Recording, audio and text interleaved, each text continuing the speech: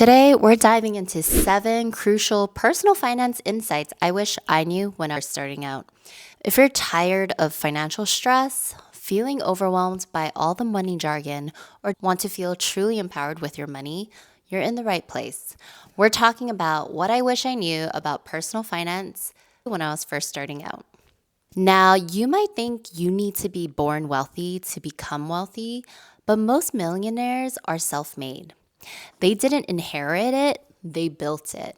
And like many of you, I used to believe I don't need to worry about finance until I make more money.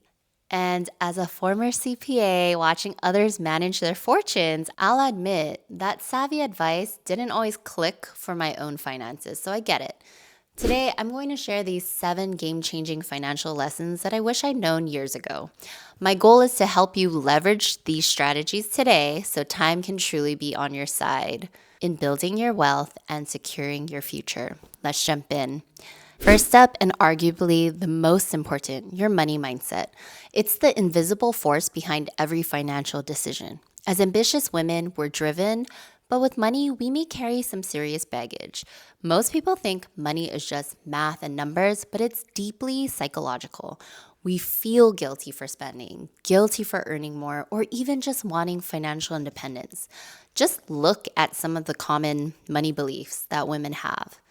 If any of these sound familiar to you, hit that like and subscribe button right now.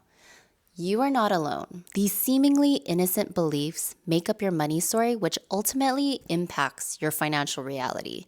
So learn to challenge those beliefs head on. If you want an entire video on this, let me know in the comments.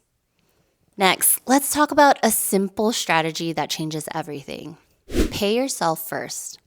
When you get paid, do you do what I used to do? You probably just start paying all your monthly bills, and then whatever's left over, you save it. But let's be honest, how many times is there much left over after all those bills? I wish I knew to flip that script.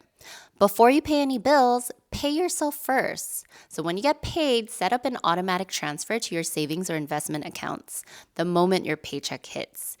Even if it's just $20 or $50 to start, this ensures you're consistently building your financial future, not just hoping for some leftovers.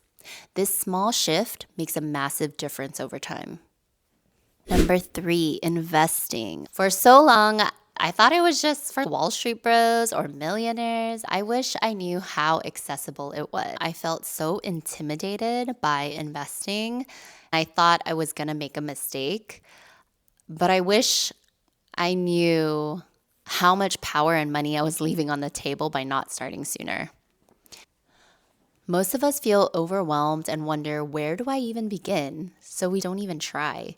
But get this, a study by Fidelity found that women investors actually outperformed their male counterparts by 0.4%.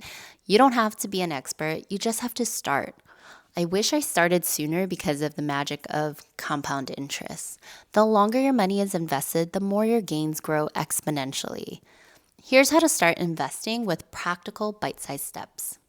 If your company offers a 401k, please sign up, especially for the match. That's free money, so don't leave it on the table. Next, a Roth IRA. This is post-tax investing where your money grows tax-free and withdrawals in retirement are also tax-free. Max it out if you can. And yes, while this will phase out at certain income levels, this is why it's crucial to start early in your personal finance journey, even if you're a few years into your career.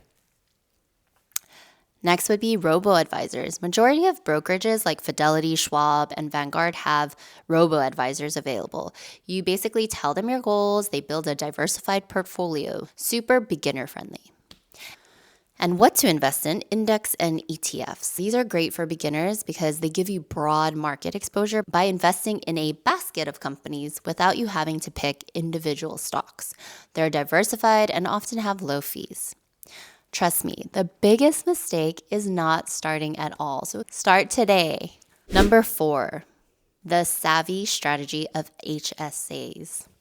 You know how most people say, I don't know why I have insurance. I never use it anyways. If that's you, then you can unlock the power of a health savings account or HSA. If you're generally healthy and don't have any foreseeable medical procedures or issues, You can look into a high deductible health plan. When you're enrolled in a high deductible health plan, then you are eligible to save money in an HSA. An HSA is a triple tax advantage account, which means one, you lower your tax liability when you contribute. Two, your earnings grow tax-free. And three, you don't pay taxes when you use the funds on eligible health expenses. If you're curious on if a HSA is right for you, watch this video that pops up in the corner here. Number 5, prioritizing income growth versus cutting costs. Here's a big one I wish I understood: increasing your income over just cutting costs. Being first generation, there was more focus on frugality and saving wisely versus actively increasing my earnings. If I could go back in time, I would spend much more time focusing on ways to increase my income. I spent too many years stuck in the I'm so lucky to have a job, I don't want to rock the boat mentality. Or the worst, they'll give me a raise because they see how much I do for them. Spoiler alert, this rarely works out for you or your money. So if you have a 9 to 5, always be looking for ways to increase your pay. Negotiate your increase, whether that's taking on more responsibility for more money or looking for outside opportunities you use as leverage. Don't just trust the system to reward you.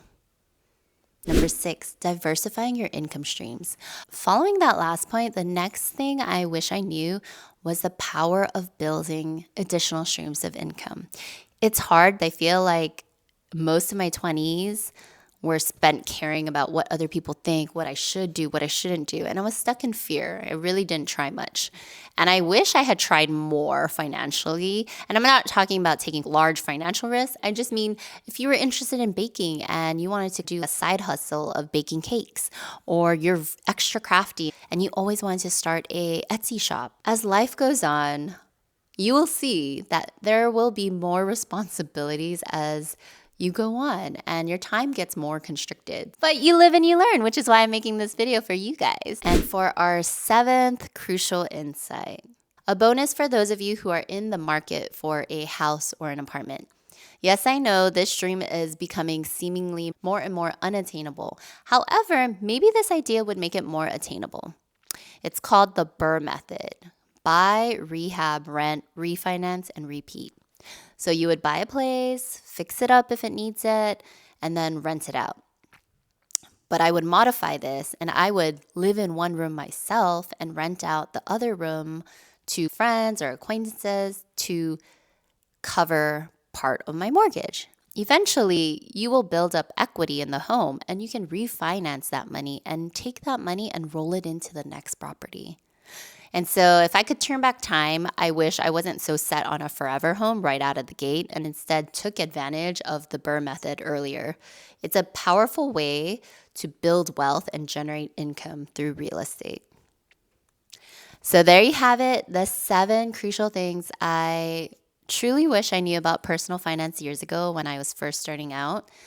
This isn't about being perfect. It's about being intentional and taking control of your finances.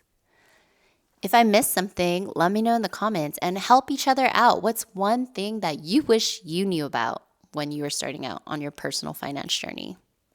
And if you're curious what fundamental money lessons my parents instilled in me, watch this next video.